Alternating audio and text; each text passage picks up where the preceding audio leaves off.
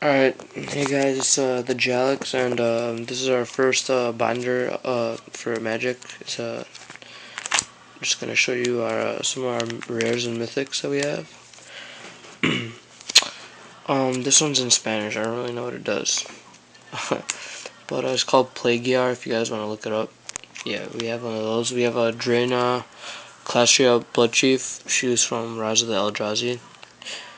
We have a Renegade Doppelganger. We have a Frostwing Invoker. Vectus Agents, Gogtag, two Terrestodons, and Domestication.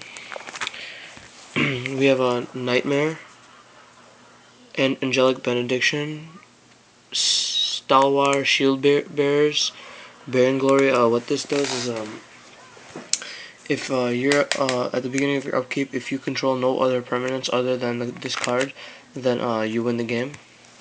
Two Keening Stones. This is really good for our meal deck. It's a 6-drop, tap 5, tap the card. Target player puts the top X cards of her library or her library into his or her graveyard, where X is the number of cards in that player's graveyard. It's really good for our mill.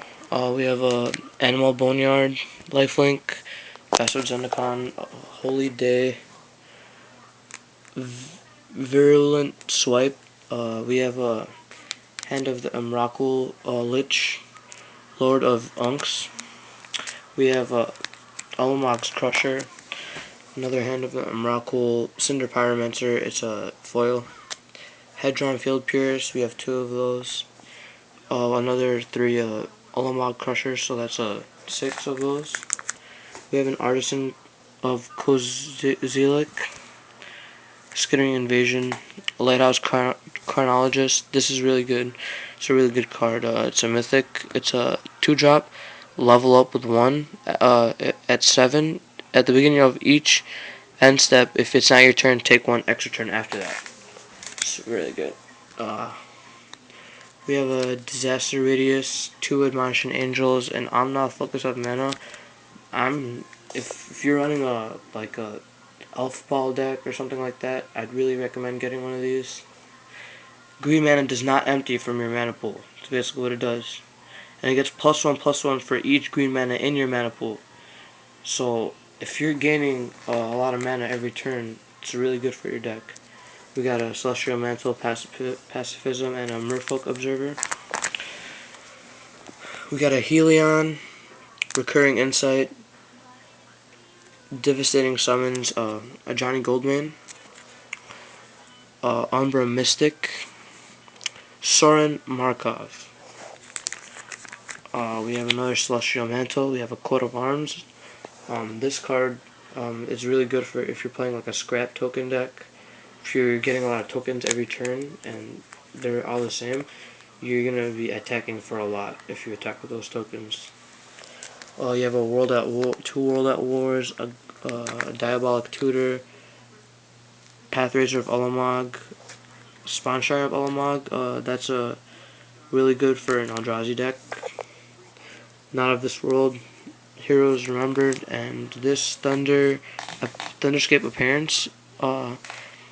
What it does is tap a swamp and tap the card. Target player loses a life, or tap a forest. Tap the card. Target creature gets +1/+1. We have a Wall of Reverence, Felidar Sovereign, Celestial Mantle, Indestructibility, Celestial Mantle, Blade of the Blood Chief, Sphinx Bone Wand, Chrono Savant, Archon of the Redemption, Gauntlet of Power, Peluca Worm, Vesuva. This card, what it does is, when it comes into play, you choose target land, and it becomes a copy of that. So if you have a legendary land out, you can make a copy of it, basically, is what that card does. Indestructibility, Whisper Silk, 2 Oracles, Miri the Cursed, Indestructibility, Valdar Sovereign, Indestructibility, 2 Tutuks, another wall, uh, two Chandras, a Demon of Deathgate. We also have a Garrick. It's in a playtest right now. But yeah, that's our Magic binder.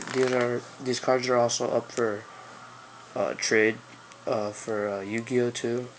So if you guys play both Yu-Gi-Oh and Magic and would like to trade, then you guys can trade a lot of these cards. They're going to be gone pretty soon, so make some offers and message me and comment. So thanks, guys.